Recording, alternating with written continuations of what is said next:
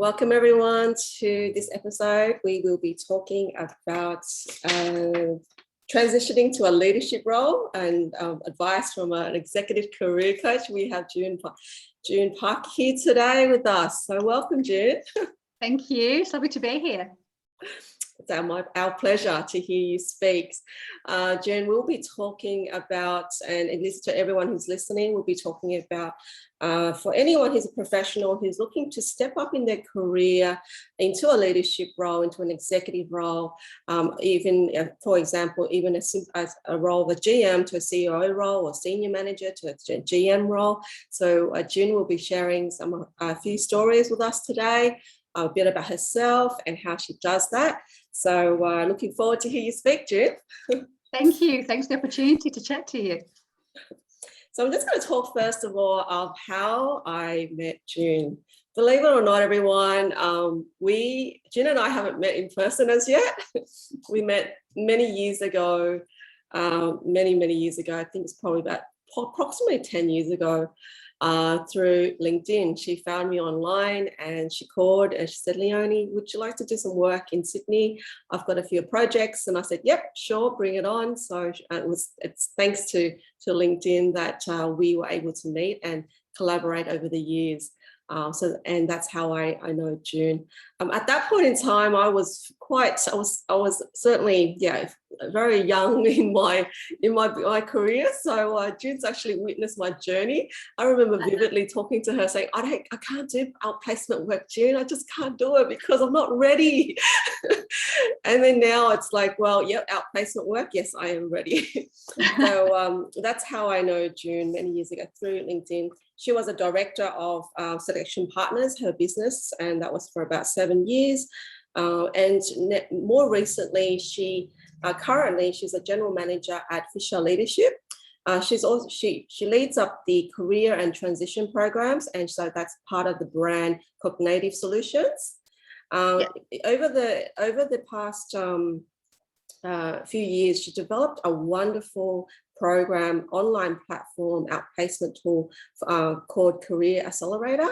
And it took her 18 months to launch that. So that's really incredible to create such a platform for outplacement. She is also actively involved in the EEO network. She was a president for about 3 years and currently vice president. She's been actively involved for 8 years. And some of her clients actually really regard her as a lot of fun to work with, genuinely enthusiastic about people, insightful and thoughtful, compassionate. And I've watched a few of her videos. She's just so much fun. Thank you. Welcome, special welcome to June. Thank you for being here, and we'll get started. Fantastic. Thanks for the introduction.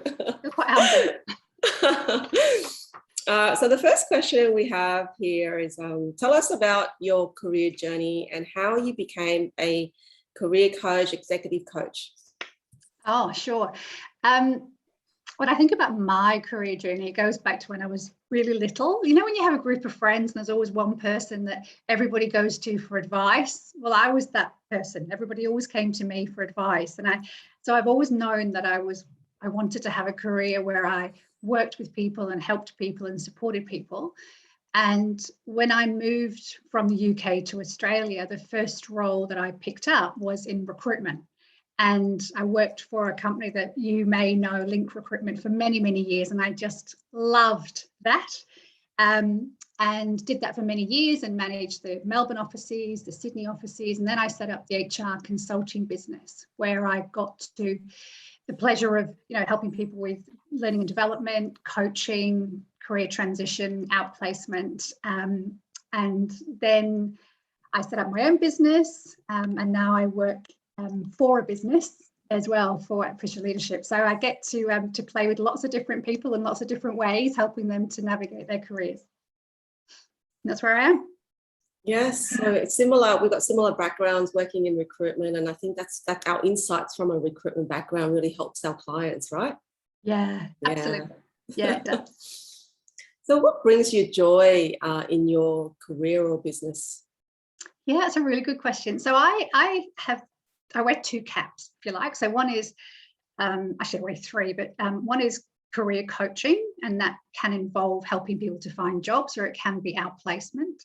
And the other area is executive coaching, so helping people to develop leadership skills, manage their teams. And I think in both of those, what I really love is helping people develop. Like, so when you see them flourish and you see them try something that they didn't think they could try. So, or, you know, from a job search perspective, apply for a role, do really well in an interview, land the job that they never thought they could. And it's really impactful for them, makes such a big difference. Like, I get a massive kick out of that. And then from a leadership perspective, in terms of helping people develop leadership skills, and then they work well with people, and then those people work well with the people beneath them, and then you create this culture, and it's that whole ripple effect of helping people grow and develop, and then they in turn do the same thing. So I get a massive kick out of that. So I feel very privileged every day. I get to help people, and you know, and then people give you the response, which is, you know, often they're very grateful that you've been able to impact their life in a positive way. So I then, you know, you get that feedback loop of feeling good about what you're doing, and then you do more. Yes, it's exactly what you said. It's a privilege to really help people. And I certainly think that that's, as a coach, that's what it is. It's a privilege for us to support our clients. It's like, for some reason, there are individuals out there who just reach out to us because there's a connection. So that's what I remember every single day of my life around, you know, that we are so lucky to be coaches, to be able to have that opportunity to make that difference. And as you said, the ripple effect, you make a difference to one, COO, and then that impact changes the team and the organizational culture. So we're looking forward to hear a success story very soon.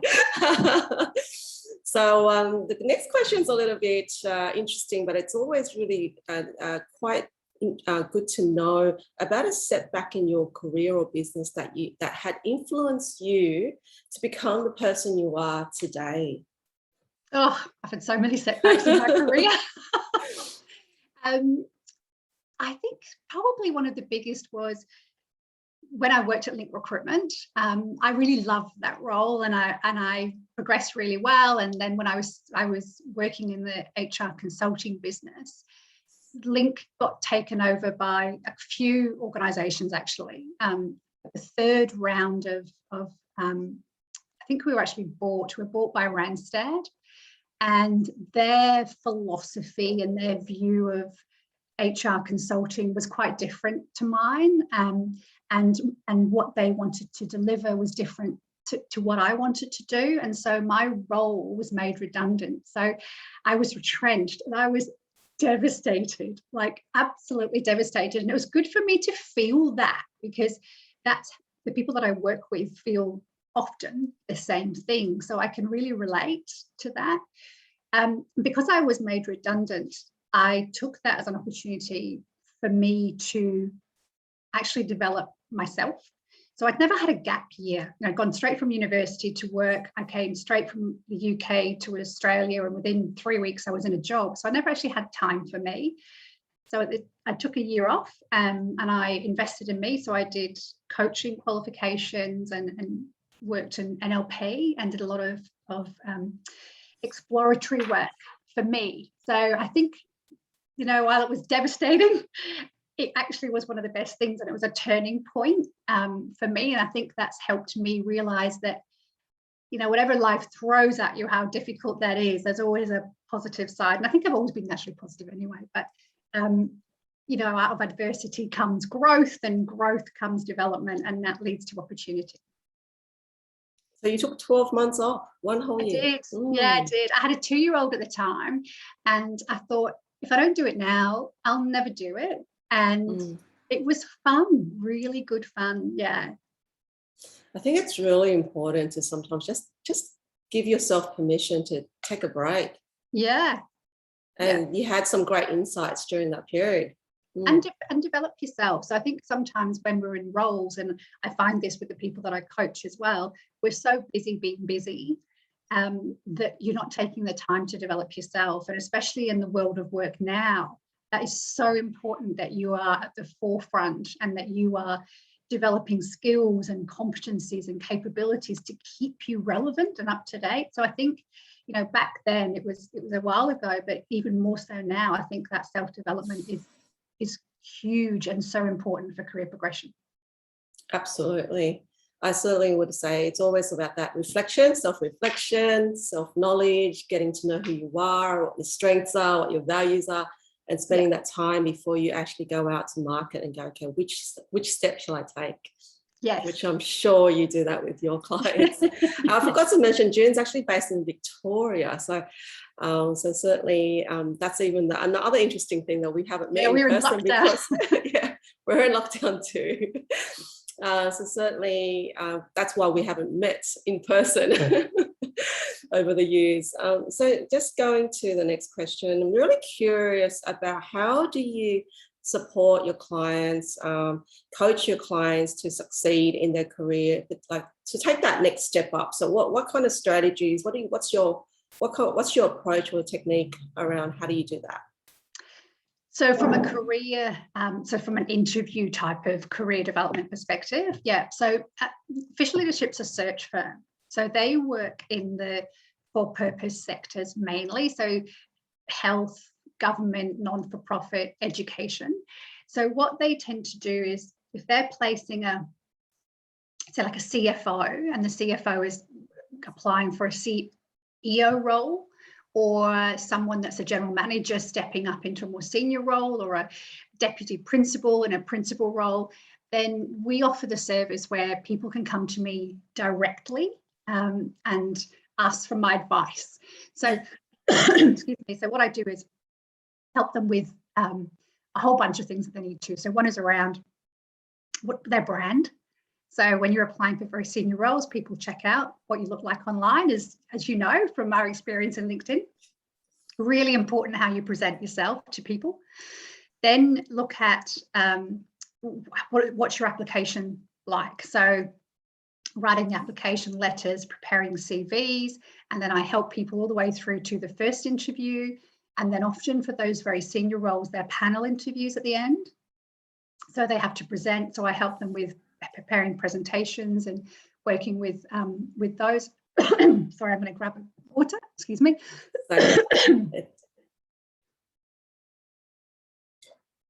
Apologies for that. Tried very hard to talk through that, but it wasn't going to let me. So really helping them on the whole process. And then once they get into the interview, to really think about, okay, what is the job? What is the job that I'm applying for? And what do I need to say and do to enable the person that's at the other end to see clearly that I can add value in this role and I'm the best possible person for that position. And what I find is, when you're in a step-up role or you're moving into a more senior role, your experience is only in the role that you've had. And that's not going to cut it when you're at the interview. So what's so important is think about, what's the strategy, or what's the vision, and what do I have that I can show the hiring organization that's the reason for them to employ me, and to give me the opportunity to say that they will take a risk as I step up. And a lot of that's around, you know, drive and determination and energy, but it's also about understanding the market. And so understanding the market and the role and the position and what value they're looking for in terms of their strategy. So, you know, often I work with people to say things like, you know, you've only got an hour in an interview, and during that time, you've got to convince them that you're the best person for the job. So if they ask you a question about, you know, what you see as important in the role, don't talk about growth if they're looking at downsizing, or vice versa. Don't talk about downsizing if they're looking at growth. Or if, you know, don't talk about implementing IT systems if their strategy and what's important for them is about developing community relationships. It's really important to be very, very clear in your head what the job requires, what success looks like, and then what the value is that you can deliver to that, and talk to that. So I help people do that. Thank you. So do you have a success story that you can share with us? I've got loads of success stories. Yeah, loads. Let me think of one. Often, I can't give you names because often people don't want me to tell you who they are. They like to feel they've got it on their own. But I worked with this one particular COO, and he was applying for a CEO job. Now, that's a big step up. The stakes are significantly higher, and it's a different feel working as part of a team to being the person who now calls all the shots. And so for him, what we had to do was I helped him in the interview process all the way from the start to finish. So we literally had a look at his LinkedIn profile and looked at his brand. And then we talked about who is the exiting CEO. So what was it that they had achieved? What was their legacy? What were they like as a person? What was the culture of the organization that they had? And now what is the board looking for moving forward? Is it more of the same or is it something different? And then we reviewed his style. And he was a very different kind of person to the exiting CEO, who was quite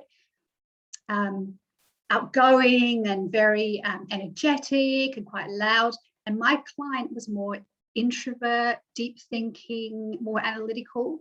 And so we then had to position in the application and through the interview process why that difference was something that they needed in their organization and what he would bring as a result of that, and how his different style would resonate and deliver on the strategy of the organization, because it's quite a big difference. And not only was it that, it was a step up role, so he hadn't done it before. So we had to hook into his why. Why is he the right person?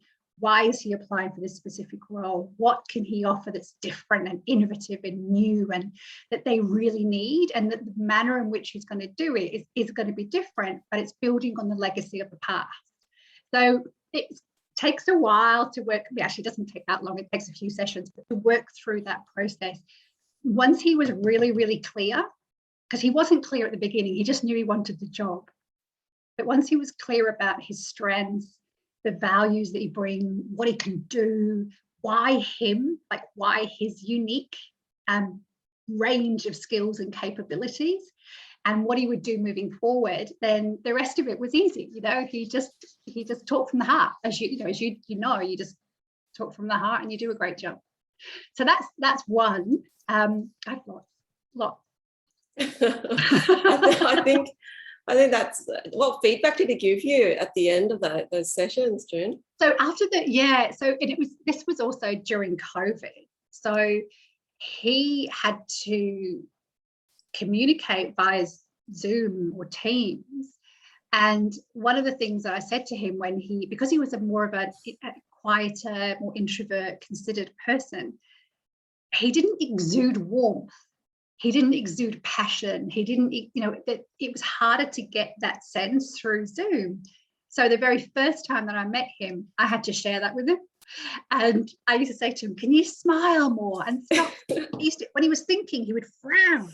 I'm like, you can't frown on Zoom because people think you're unhappy or you're unsure, and you're neither of those things.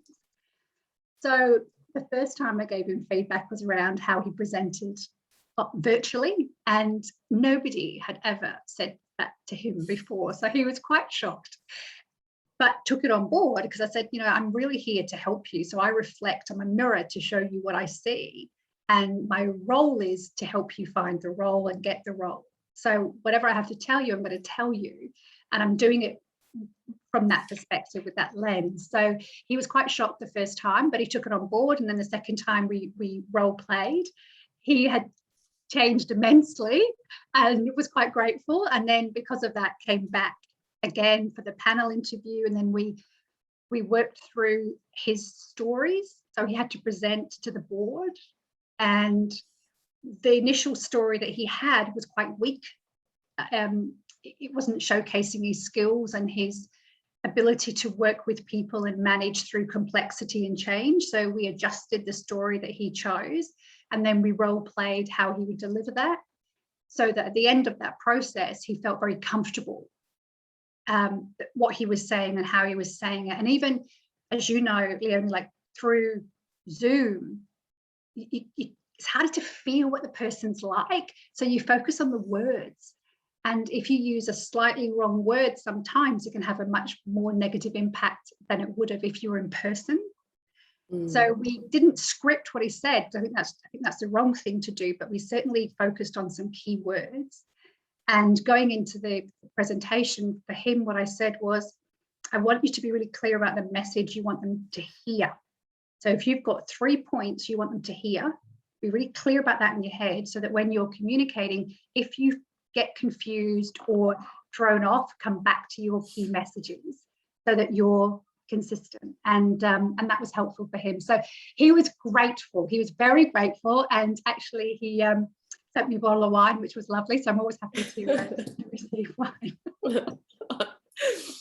Oh, that is such a great story. Just to recap on that story, wonderful success stories. Really, you're working with your clients to identify the brand, identify their strengths, they develop the success stories, pitching their story at the level that they're applying for, being very mindful of the stories that you select, depending on the organization's strategy and their values, because you want to be very selective, as you mentioned before. What I really could see, those 3 messages sounds on point, that no matter what happens in an interview, try and remember you have 3 key messages to actually deliver. But more importantly, I think it's the like you said before, I've got your bio here, and you said, it says that one of your clients says that she skillfully holds up a mirror and allows the space to think about the future. Yeah. And so therefore, the coaching session enables your clients to actually visualize themselves in the role, seeing that they're the right person for the role, and being able to clearly then articulate why they are the right person for the role. So it's, and I think just building on that, Leonie, one of the things that I do is, when someone's going for a step up role, obviously they're competing against people who are already in those roles. So one of the things is to think about why them. So what's the competition going to say? So they're going to say that they've been there and done that before. They're less of a risk. They're proven, all of that. So that's what your competition is going to say.